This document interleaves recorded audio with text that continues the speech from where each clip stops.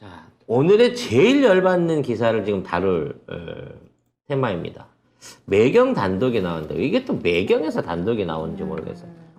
매경은 재벌 하수인 채널인데 이쪽에서 경기 침체 전망에 김앤장이 최대 규모의 TF를 구성한다라는 얘기가 나왔습니다. 결국 이 나라의 경제를 김앤장이 기획하고 있다고 하는 송 작가의 그 구상이 진짜로 확인이 된 건데요. 기사 먼저 확인하도록 하겠습니다. 네, 김앤장 법률사무소가 변호사와 경제 전문가를 포함해 100여 명 규모로 구성한 부동산 시장발 경제위기 대응 전담 조직을 신설한 것으로 확인됐습니다. 부동산 PF 위기 대응 태스크포스를 발족한 건데요. 부동산발 위기뿐 아니라 경제 전반의 다양한 리스크와 인수합병, 구조조정 등 이슈까지 종합적으로 점검하고 대응할 계획이라고 합니다. 아니 근데 진짜 어이가 없는 게 경제 침체 전망에 그 사기업인 그리고 기업도 아니지. 법률 회사인 김앤장이 이런 걸 구성을 했다고? 법으로 경제를 어떻게 살리겠다는데. 물론 변호사들 중에는 뭐 경제에 정통한 사람이 없지는 않겠으나 진짜 경제 전문가하고 비할 바는 아니지 않아? 그죠. 법전을 공부하는 변호사. 아니 그러면은 변호사들이 다 해먹겠다. 법률 전문가 100명이 이걸 한다는 거예요. 100명. 그러면 법률 전문가가 100명이서 경제를 살리는데 그 방안 중에 내가 제일 걱정하던 얘기들이 나오고 있잖아. 민영화. 구조조정. 작가님께서 일찌감치 예언하시지 않았습니까? 이 나라를 실제로 진짜 움직이고 있는 건 김앤장이다. 그리고 얘네들이 하는 거는 기존에 있는 규제를 다 풀어 헤쳐가지고 알짜 공공기업이나 사회 SOC를 외국에 헐값에 팔아먹는 거고 자기네들은 거기에서 중간 역할을 하면서 전문 용어로 와리를 떼는 수수료를 받아먹는 수익 사업을 하고 싶은 거고요. 그렇게 되기 위해서는 팔아야 되는 우리의 입장이 아니라 사야 되는 외국인의 입맛을 맞춰내기 위해서 우리 경제가 더 침체되고 우리 신용이 더 무너지고 우리가 가진 자산 가치가 폭락해야만 이게 팔만한 가격이 됐네? 라고 성사를 붙일 수 있을 거라고 생각하고 있다는 거예요, 이것들은.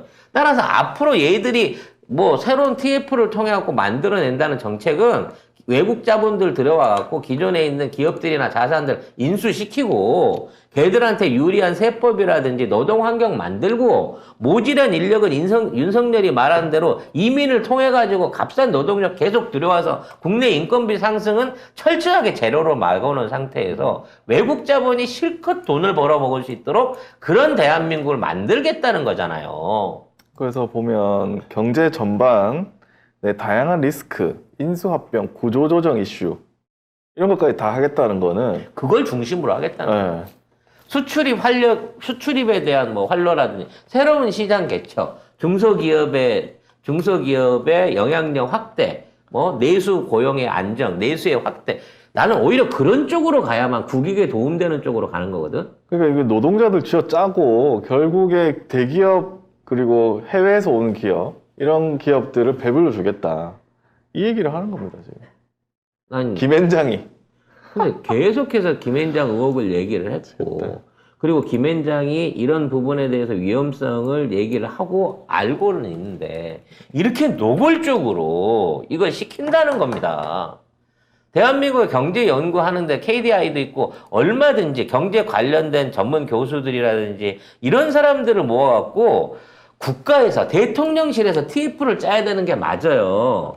문재인 대통령은 그렇게 했습니다. 방역 부분에 대한 문제 있을 때 그렇게 했었고, 경제 부분에 대한 얘기는 안보 부분에 있을 때 해당 전문가들을 모아갖고 국가가 어떤 방향으로 나갈 건지를 했었지. 일개 사기업인 로펌한테 대한민국 경제 위험하다 그러는데 어떻게 하면 살리겠습니다 하고 맡기면 로펌 볼이 되는 방향으로 플랜을 짜지. 국민을 위해서 짜겠어요? 국가를 위해서 짜겠어요? 근데 문제는 김앤장하고 우리 정부하고 굉장히 관련이 깊어 보이는데 이렇게 되면 결국 이 사람들이 하는 대로 넘어가지 않을까. 결국 정부가. 매경이 그걸 하고 있고요. 좀 얘기를 하고 있고 그 뒤에 정경련이 서 있는 거잖아요.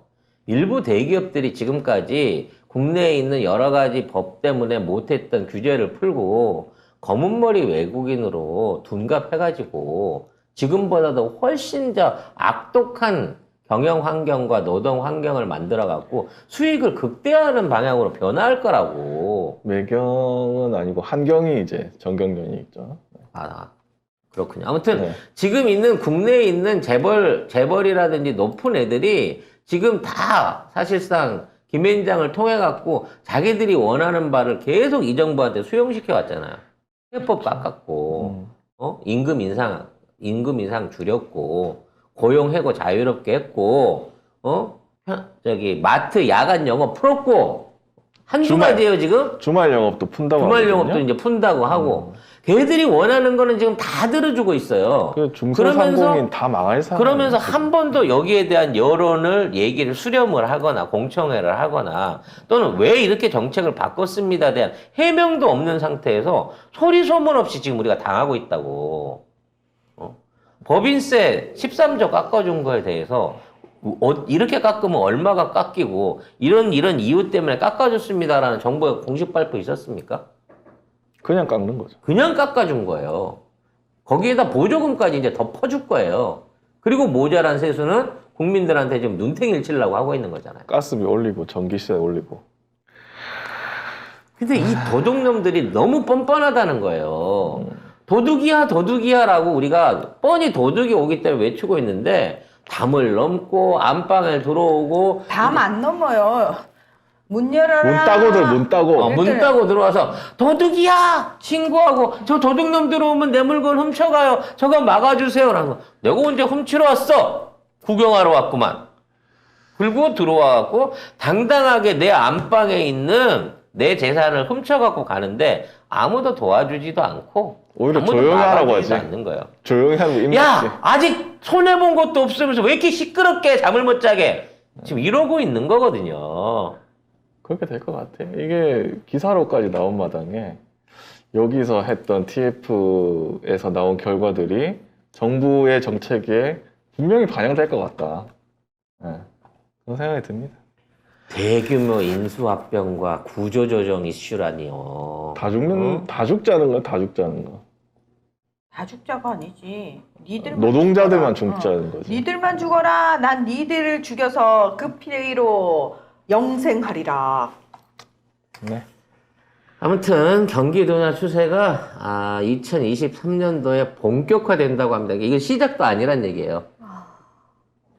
지금 6개월도 고통스러웠는데 얼마나 더 고통스러울 2023년을 만들고 또 그걸 통해 갖고 국민들의 등골을 빨라고 벌써부터 이러고 있는지 모르겠습니다. 근데 이게 경기 둔화 추세가 2023년 내년부터 이제 본격화할 것으로 예상을 다들 했는지 다른 로펌에서도 전부 다 이런 부동산 리스크 관리팀, 그다음에 기업 위기 대응팀, 부동산 PF 리스크 대응팀, 부실 자산 관리 및 위기 대응팀, 뭐 신속 대응 TF 뭐 이렇게 해가지고 전부 다 나라 망했을 때 어떻게 할 것인지를 다 연구하고 있어. 그러니까 화우, 태평양, 세종, 율촌 등등 우리나라에 내놓으라 하는 이 법무법인들이 이 위기 상황에서 누구를 주인을 대는, 이게 쉽게 말하면 복덕방인 거지. 야, 여기 헐값으로 나왔는데요. 외국에 누구를 데려다가 이걸 팔아먹을까를 준비하고 있는 그 팀을 만든다는 거예요. 준비를 한다는 겁니다. 이게 뭐죠? 내년에 우리 자산 가치 개값 된다는 겁니다. 나라가 망하는데 어떻게 나라를 망했을 때 어떻게 자기들이 이익을 그렇지. 볼 것인가. 그래서 야, 그 좋은 걸 김앤장만 해먹으면 되겠어? 김앤장이 100명이면 우리는 10명으로 하자, 20명으로 하자, 80명으로 하자라고 각자들 복덕방을 따로 차리고 있다는 거죠. 그렇습니다. 네? 해먹을 게 많을 줄 아니까. 이 사람들이 보기에도 나라 망했거든. 김앤장이 차린 건 100명인데요. 네, 태평양은 80명, 세종은 30명, 화우가 20명, 광장이 10명이라고 합니다. 율촌 30명. 다 부동산 뭐 이런 거. 폭락한다는 소리지. 요렇게 다 합치니까 나라 팔아먹겠다고 모인 TF 구성 변호사들만 240명이네요. 여기만 있겠습니까? 아이고 참. 그래서 이 나라가 결과적으로는 얘네들을 바꾸지 않게 하기 위해서 그만큼 많은 물량들을 쏟아낼 만큼 나라 경제를 망치려고 하는 겁니다. 왜? 얘네들 정권이 불안하니까, 지지도가 떨어지니까 내년에 왕창 헤쳐먹고 빨리 끝내버리려고 끝내자. 하는 추세로 돌아섰다는 거예요. 민주당 정권 들어서면 못 헤쳐먹는다. 기다려. 급하게 먹다가 체한다? 근데 체해서 돼지기도 해. 조심해야 돼. 우리가 IMF 때 일본이 연장 안 해주는 단기 채권 13조 원 때문에 나라가 홀라당 넘어갔잖아요. 지금 앞으로 또 그와 같은 방식으로 2000년 이후에 우리가 20년 동안 울고 온 걸 헐값으로 처분하려고 이지랄을 떨고 있는 것 같은데 그 배후에 외놈들이 있는 것 같은데 외놈들하고 손을 잡은 외종자들, 법비들, 검찰 세력과 기득권 재벌 세력들이 있는 것 같은데 이번에는 절대 그렇게 당하지 않겠다. IMF 때는 우리는 당연히 그래야 되는 줄 알았어요. 그리고 그 모든 피해를 국민이 나눠서 고통 분담을 했습니다. 그리고 그걸 당연하게 받아들였어요. 이제 우리 그런 어리석은 국민은 아니고요.